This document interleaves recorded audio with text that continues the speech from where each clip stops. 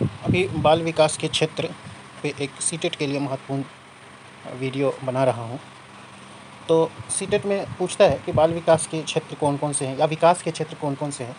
तो देखिए, मुख्य रूप से जो विकास के क्षेत्र हैं, अक्सर जो सीटेट में क्वेश्चन पूछा जाता है, उसमें ये 4 क्षेत्र हैं जिसके बारे में पूछा जाता है।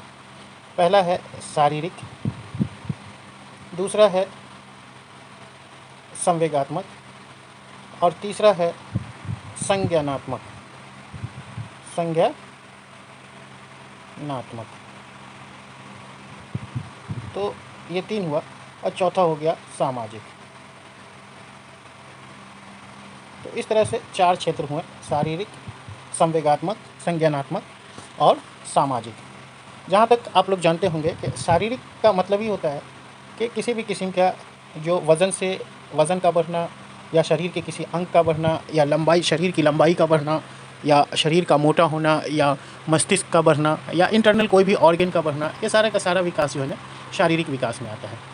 संवेगात्मक विकास जो होता है ये उत्तेजना से जुड़ा हुआ होता है, जैसे क्रोध, स्नेह, है ना, ये सारी चीज़ जो होती है, क्रोध है, स्नेह है और संघर्ष है, ये सब क्या है, संवेगात्मक है।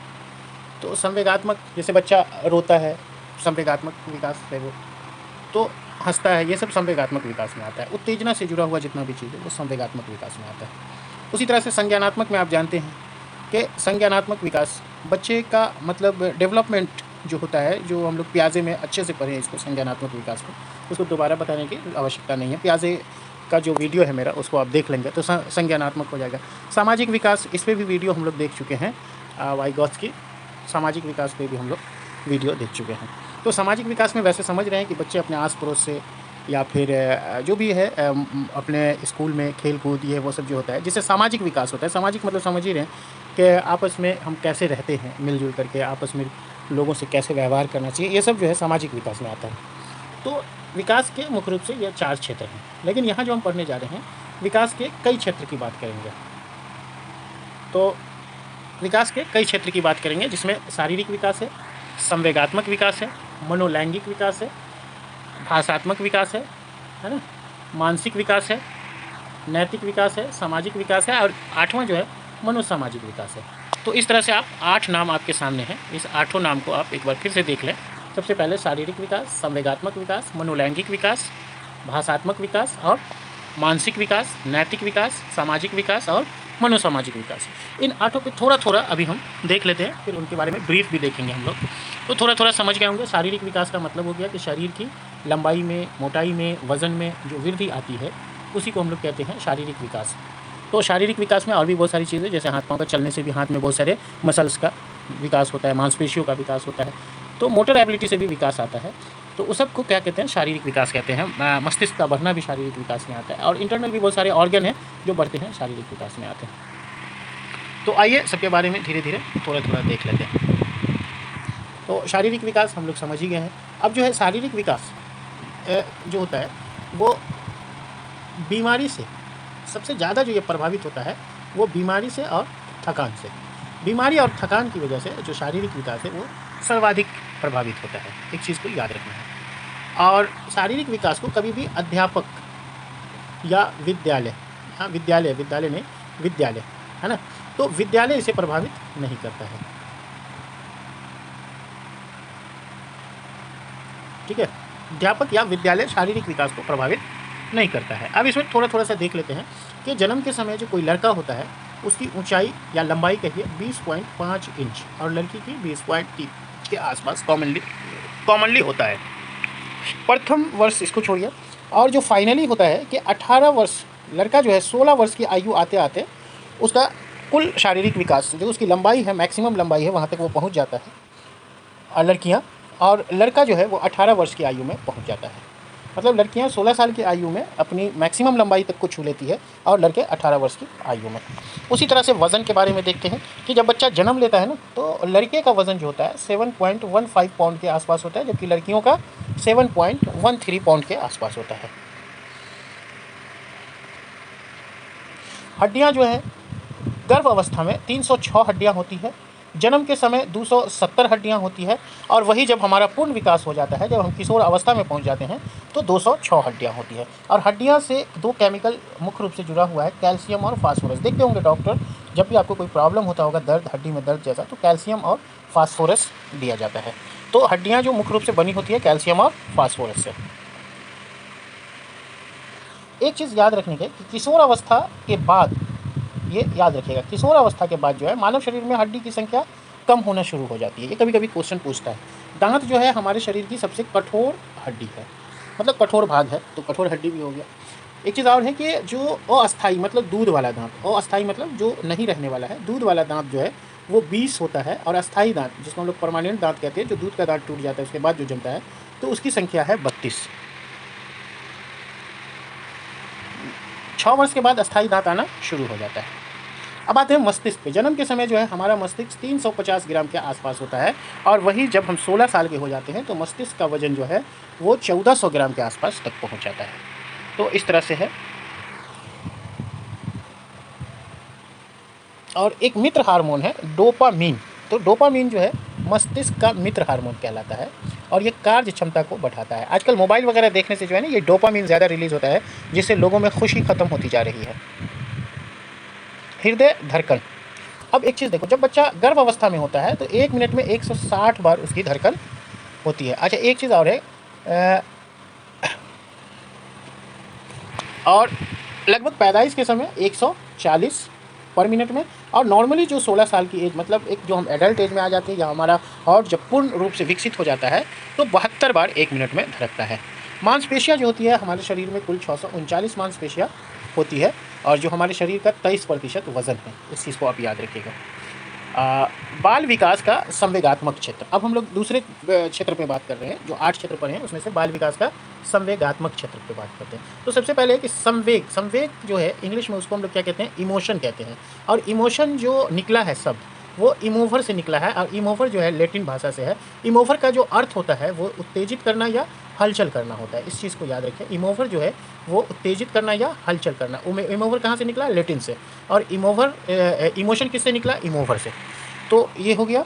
अब आगे हम बढ़ते हैं कि पावलोव ने कहा कि संवेग जो है, यही संवेग जो है, उत्तेजना जो है, वो विकास की रीढ़ है, विकास की रीढ़ है। यकीनन बिना आप उत्तेजित हुए, बिना संवेग में आए, बिना खुशी या गम का एहसास किया आपने किसी किस्म का, या क्रोध या जो भी हो, ऐसने बिना उसके एहसास के आप में किसी किस्म का विकास संभव नहीं है। तो विकास की रीढ़ उसने कहा था, किसने, पावलोव ने। और जो संवेग है उसका सीधा कनेक्शन होता है एड्रीनल ग्रंथि से। किससे, एड्रीनल ग्रंथि से होता है। और संवेग को जो नियंत्रण करता है, ये छोटी सी चीज़ है, पर मस्तिष्क, याद रखिएगा, मस्तिष्क के जो 3 हिस्से होते हैं उसी में से जो सबसे ऊपरी पर मस्तिष्क है वो इसका नियंत्रण करता है। अब आता है संवेग का जो अध्ययन सबसे पहले किया, सबसे पहले जो मनोवैज्ञानिक ने संवेग का अध्ययन किया उसका नाम है वाटसन। इस बात को भी आप याद रखिएगा। वाटसन ने 3 संवेग के बारे में बताया, ये बहुत महत्वपूर्ण है, इसे एकदम याद रखिएगा। 3 संवेग, वो कौन कौन सा संवेग है, भय है, क्रोध है और स्नेह है। ये 3 संवेग जिस पे वाटसन ने संवेग पे सबसे पहले अध्ययन किया, और उन्होंने 3 संवेग के बारे में बताया, भय, क्रोध, स्नेह। अब तीनों के बारे में थोड़ा थोड़ा सा देख लेते हैं कि भय जो है अनुशासनहीनता का मूल कारण है। किसका, अगर कोई अनुशासनहीन है तो समझ लीजिए कि उसमें भय है, भय की वजह से अनुशासनहीन होता है बच्चा। क्रोध जो है वो संघर्ष का मूल कारण है, संघर्ष का मूल कारण है। आप क्रोध में आ रहे हैं, इसका मतलब है कि आप में संघर्ष करने की क्षमता है। अब एक चीज़ और आता है कि संवेग जो होता है वो सकारात्मक और नकारात्मक। देखिए, सकारात्मक संवेग होता है, नकारात्मक संवेग होता है। तो इस चीज़ को याद रखिएगा कि घृणा नकारात्मक संवेग है, ईर्ष्या नकारात्मक संवेग है, द्वेष, यही है, द्वेष, ईर्ष्या और घृणा, ये नकारात्मक संवेग है। किसी से आप अगर अगर कोई तरक्की कर रहा है उससे आप जलन कर रहे हैं, तो यही तो ईर्ष्या हुआ। घृणा मतलब कोई अच्छा काम कर रहा है, आपको वो चीज़ बुरी लग रही है, तो घृणा हुआ, द्वेष हुआ, जलन है ना। ये सब क्या है, नकारात्मक संवेग है। इससे आप में विकास की संभावना कम है। कोई दूसरा विकास कर रहा है तो आप जल रहे हैं, आप ईर्ष्या कर रहे हैं, घृणा कर रहे हैं या द्वेष कर रहे हैं। वहीं पे स्नेह, सहयोग, है ना, ये सब जो है सकारात्मक संवेग है। और संवेग जो बच्चों में आता है वो जन्म से ही आ जाता है। इस चीज़ को याद रखिएगा, संवेग जन्म से ही होता है, समझा ना। और जो शैशवावस्था में साफ नज़र आने लगता है। परिवर्तन है, ये परिवर्तन होता है सर्वाधिक, व्यवहार में सर्वाधिक परिवर्तन होता है। संवेगात्मक व्यवहार में सर्वाधिक परिवर्तन कब होगा? बाल अवस्था में होगा। इस चीज़ को भी याद रखिएगा। अब आता है, ये बहुत महत्वपूर्ण टॉपिक है, मनोलैंगिक क्षेत्र। तो मनोलैंगिक क्षेत्र जो है, इसका ताल्लुक सीधा सीधा, इसका जो संबंध है सीधा सीधा किससे है? सिगमंड फ्राइड से। सिगमंड फ्राइड जो है वो साइकोलॉजी में इनका बहुत मतलब नाम लिया जाता है, क्योंकि इन्होंने कामुक मेथड को लेकर के एक रिसर्च किया था, और इन्होंने बताया कि दुनिया में जो भी लोग हैं वो कहीं ना कहीं लैंगिक या फिर कह सकते हैं कि सेक्सुअल नीड को लेकर के हैं। तो इसके प्रतिपादक जो है, मनोलैंगिक क्षेत्र के जो प्रतिपादक हैं वो सिगमंड फ्राइड हैं। सिगमंड फ्राइड ने क्या किया था कि विकास की जो है 5 अवस्था में, विकास को 5 अवस्थाओं में बांटा। मनोलैंगिक विकास उन्होंने कहा उसको 5 अवस्था में बांटा। अब 5 अवस्था में जो पहली अवस्था है उसको कहते हैं मुख प्रधान अवस्था। यहाँ पे उन्होंने कहा कि बच्चे में जो भी विकास आता है वो मुख प्रधान होता है, और ये अवस्था जो होता है 1 से 2 साल के, 1.5 साल से 2 साल के बीच, मतलब 0 से 2 साल के बीच की अवस्था है। मतलब यहाँ जो बच्चा जो भी सीखता है वो चूज़ करके सीखता है, काट करके सीखता है, या निगल करके सीखता है। मतलब जो भी सीखता है वो मुँह प्रधान होता है, मुख प्रधान होता है। उसके बाद जो दूसरी अवस्था है, यहाँ पे एक चीज़ और उन्होंने कहा था कि लिबिडो ग्रंथि है एक, उसका यहाँ विकास शुरू हो जाता है। जो लिबिडो ग्रंथि जो है वो लैंगिक ऊर्जा से जुड़ा हुआ है। किससे? लैंगिक ऊर्जा से। तो काम प्रवृत्ति की भावना, इसी ग्रंथि के कारण व्यक्ति में काम प्रवृत्ति की भावना पाई जाती है। दूसरा जो अवस्था है वो गुदा प्रदान अवस्था। गुदा प्रदान अवस्था, ये भी याद रखना है, गुदा प्रदान दूसरी अवस्था है। ये 2 से लेकर 4 वर्ष की एज तक रहता है। गुदा प्रदान अवस्था जो है इसमें बालक बहुत ज़िद्दी, चिड़चिड़ा, है ना, स्वार्थी, मतलब सेल्फिश हो जाता है। उसे वो सब चीज़ अपने लिए करवाना चाहता है, समझा? वो अपनी खुशी के लिए सब कुछ करवाना चाहता है। देखिएगा, उसीलिए वो ज़िद भी करता है, और उसीलिए वो चिड़चिड़ा भी हो जाता है। अगर उसको खिलाफ कुछ कीजिए तो वो चिड़चिड़ा हो जाएगा, ज़िद्दी हो जाएगा। क्रोधी, गुस्सा भी उसी वजह से होता है, अपने लिए। तो व्यवहार क्रोधी होता है, ज़िद्दी होता है, चिड़चिड़ा और स्वार्थी होता है। किस स्टेज में?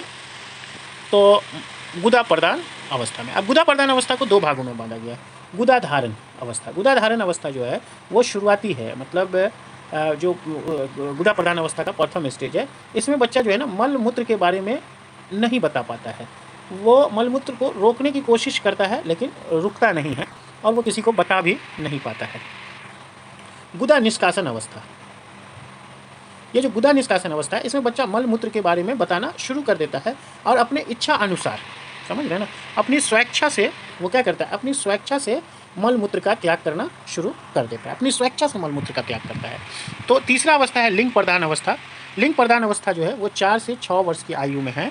इसमें देखिएगा, ये बहुत महत्वपूर्ण है। लिंग प्रदान अवस्था जो है ये बहुत महत्वपूर्ण है। इस अवस्था में लड़के में ओडिपस ग्रंथि का विकास हो जाता है। किसमें? लड़के में ओडिपस ग्रंथि, ये ओडिपस याद रखिएगा, और लड़कियों में इलेक्ट्रा, है ना, तो इलेक्ट्रा ग्रंथि का विकास हो जाता है। तो इसी इलेक्ट्रा ग्रंथि की वजह से लड़की जो होता है वो बाप से ज़्यादा प्यार करती है, और ओडिपस की वजह से लड़के जो है वो माँ से ज़्यादा प्यार करता है। तो लड़के में ओडिपस, लड़की में इलेक्ट्रा, मतलब लड़के बचपन में माँ से ज़्यादा प्यार करेगा, किसकी वजह से? ओडिपस, और लड़की जो है इलेक्ट्रा की वजह से बाप से ज़्यादा प्यार करती है। मतलब ये जो ग्रंथि है ना, ओडिपस और इलेक्ट्रा, विपरीत लिंग के प्रति आकर्षण को पैदा करता है। चौथी अवस्था है अव्यक्त अवस्था। ये ऐसी अवस्था है कि अंतिम चरण में शारीरिक परिवर्तन तेज हो जाता है। इस अवस्था के मतलब ये 6 से 12 वर्ष की अवस्था है। कितने की? अव्यक्त अवस्था जो है, चौथी अवस्था, वो 6 से 12 वर्ष की अवस्था है। इस अवस्था में जो है ना, परिवर्तन जो होता है, शारीरिक परिवर्तन तेज गति से होता है। और तेज गति के होने की वजह से क्या होता है, लड़के जो है अपनी बातों को अपने से बड़ों के पास नहीं रख पाते, उसमें बहुत सारा परिवर्तन आता है, वो व्यक्त नहीं कर पाता है अपनी बहुत सारी चीज़ों को, तो इसलिए इसको अव्यक्त अवस्था भी कहते हैं। और जननात्मक अवस्था जो होता है 12 वर्ष के बाद होता है, उससे ऊपर की अवस्था होती है। इस अवस्था में मतलब लगभग सभी ग्रंथियों का विकास हो चुका होता है, प्रजनन क्षमता भी लोगों की विकसित हो जाती है, मतलब बालिग हो जाता है, एडल्ट हो जाता है। अब आता है बाल विकास का भाषात्मक क्षेत्र। अब तक हम लोग कितना क्षेत्र देख लिए? जो शुरू में हम लोगों ने पढ़ा था, तो उसमें अब जो चौथा क्षेत्र है भाषात्मक क्षेत्र, तो हम लोग भाषात्मक क्षेत्र के बारे में देख रहे हैं। आप लोग जानते ही हैं कि हमारा जो कोई भी विकास होता है बिना भाषा के नहीं हो सकता है। जैसे अभी आप इस वीडियो को देख रहे हैं, तो ऐसा नहीं है, भाषा की वजह से देख रहे हैं। अगर आपको भाषा आती है, हिंदी भाषा या कोई भी भाषा, तभी आप इस वीडियो को समझेंगे या देखेंगे। तो किसी का या माँ बाप की बात समझना या अपनी बात किसी के पास रखना, बिना भाषा के आप किसी को अपनी बात नहीं समझा सकते हैं, और भाषा संकेत में होता है। तो इसका जो प्रतिपादक था वो चॉम्स्की था। भाषात्मक विकास का प्रतिपादक कौन था? चॉम्स्की था।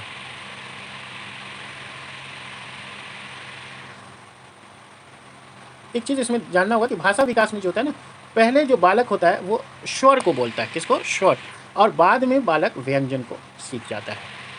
तो इस तरह से हमने देखा। चॉम्स्की ने एक चीज़ कहा था, लैंग्वेज एग्जीबिशन डिवाइस। बालक को, लोगों को लैंग्वेज एग्जीबिशन डिवाइस कहा, LAD, LAD, language exhibition device कहा। मतलब बच्चा जो होता है ना, उसमें जन्मजात कैपेसिटी होती है कि वो भाषा को सीख सकता है, इसी चॉम्स्की के अनुसार, कि उसमें जन्मजात कैपेसिटी होती है। लैंग्वेज एग्जीबिशन डिवाइस है वो जन्मजात कैपेसिटी रखता है। और भाषा को सीखने में जो सहायक माध्यम है वो ज्ञानेंद्रियाँ हैं और इंद्रियाँ हैं। ये चीज़ को याद रखिएगा, जितनी भी ज्ञानेंद्रियाँ हैं, है ना, वो भाषा को सीखने में मदद करती है। जैसे आँख, नाक, मुंह, है ना, स्किन, ये सब ज्ञानेंद्रियाँ हैं जो भाषा को सीखने में मदद करती है। और भाषा जो है हम लोग अनुकरण से सीखते हैं, किसी का नकल करके सीखते हैं। अनुकरण और पुनर्बलन, किसी भी चीज़ को बिना पुनर्बलन के हम नहीं सीख सकते हैं। हमको रीइंफोर्समेंट चाहिए। हम क्यों सीख रहे हैं, इसके लिए हमें रीइंफोर्समेंट चाहिए, समझा? जैसे इंग्लिश आप सीखते हैं तो आप इसलिए सीखते हैं कि आपको लगता है कि समाज में मेरी इज्जत बनेगी या कोई जॉब में हमें सहूलत होगी, तो वो पुनर्बलन का काम किया, समझ, रीइंफोर्समेंट का काम किया।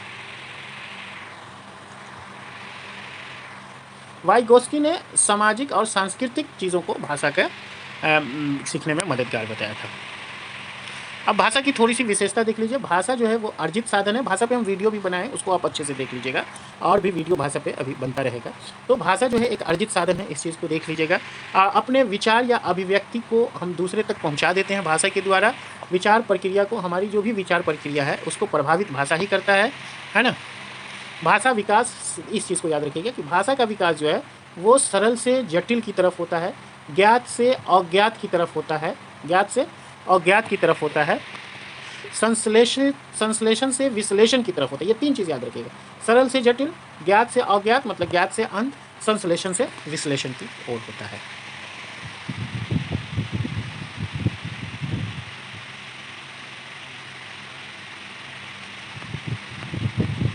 अब देखिए, भाषा सीखने का जो क्रम है वो LSRW है। L मतलब लिसनिंग मतलब सुनना, स्पीकिंग, स्पीकिंग बोलना, R रीडिंग पढ़ना, और W लिखना। तो लिसनिंग देखो, सुनना, बोलना, पढ़ना और लिखना, ये भाषा के कौशल भी हैं या भाषा के क्रम इसको कह सकते हैं। भाषा सीखने का जो सबसे जटिल क्रम है वो सबसे लास्ट क्रम को जटिल कहेंगे, जो कि लिखना है। लिखना सबसे टफ होता है ना। सबसे पहले सुनना, फिर बोलना, फिर पढ़ना, तब लिखना, इसलिए लिखना सबसे टफ होता है। और एक चीज़ कभी कभी पूछता है कि शिक्षक जो है ना, बहुभाषी कक्षा जो होता है उसको संसाधन के तौर पे यूज़ करता है। इस चीज़ को डायरेक्ट क्वेश्चन से पूछे हुआ है कई बार। तो ये चीज़ हो गया, संवेदनशील अवस्था जो है प्रारंभिक या पूर्व बाल अवस्था होता है भाषा सीखने का। वो जो 7 साल, 6 से 7 साल के ऊपर की आयु होती है, उसमें लोग भाषा को बड़ी तेज़ी में सीखते हैं। अब आता है बाल विकास के मानसिक क्षेत्र। मानसिक क्षेत्र मतलब आप जान रहे हैं कि मस्तिष्क का जो विकास है उसी को हम लोग कहते हैं मानसिक क्षेत्र। मतलब मस्तिष्क में याद करने की क्षमता, या फिर किसी और काम को लॉजिक बढ़ाने की क्षमता, या फिर कोई और चीज़ जो होती है मस्तिष्क से जुड़ी हुई चीज़ें होती है, चिंतन की क्षमता को बढ़ाना, ये मस्तिष्क क्षेत्र हुआ। तो मस्तिष्क क्षेत्र जो हुआ, मस्तिष्क जो है प्रतिदिन और प्रति माह, है ना, जैसे जैसे बालक प्रतिदिन, प्रति माह, प्रति वर्ष बढ़ता है, वैसे वैसे बालक का मानसिक शक्तियाँ परिवर्तन होता रहता है। इस चीज़ को आप समझिए। 16 वर्ष की आयु तक वृद्धि का पूर्ण विकास हो जाता है। जो मस्तिष्क है ना, उसका पूर्ण विकास हो जाता है 16 वर्ष की आयु तक। 15 से 20 वर्ष की आयु में पूर्णतः प्राप्त कर लिया जाता है मानसिक विकास, पूर्णतः प्राप्त। 16 वर्ष, इसको याद रखिएगा। उसके बाद आता है मस्तिष्क में जो पक्ष हैं, 4 पक्ष हैं। एक है संवेदना, है ना, जो अनुभव या महसूस करना कहते हैं, वो एक पक्ष हुआ। संवेदना हम लोग जान रहे हैं कि, है ना। दूसरा हुआ स्मृति, मतलब याद रखना, मस्तिष्क का ये पक्ष है। संवेदना है, स्मृति है ना। स्मृति में पहचान या धारण ये सब आ जाता है, पुनः स्मरण। उसके बाद है अवधान। अवधान कहते हैं ध्यान को केंद्रित करना, ये मस्तिष्क का पक्ष है।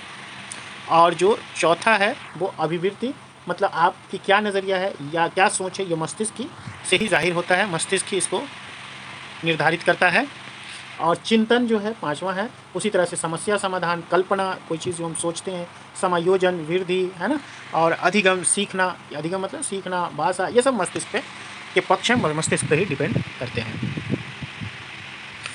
ज्ञान का जो भंडार होता है उसमें जो वृद्धि होती है, हमारे अंदर जो भी ज्ञान है उसमें जो भी वृद्धि होती है उसका मेन कारण होता है कि मस्तिष्क में ही ज्ञान का भंडार होता है। ज्ञान का वास्तविक जीवन में उपयोग भी हम लोग मस्तिष्क की वजह से ही कर पाते हैं।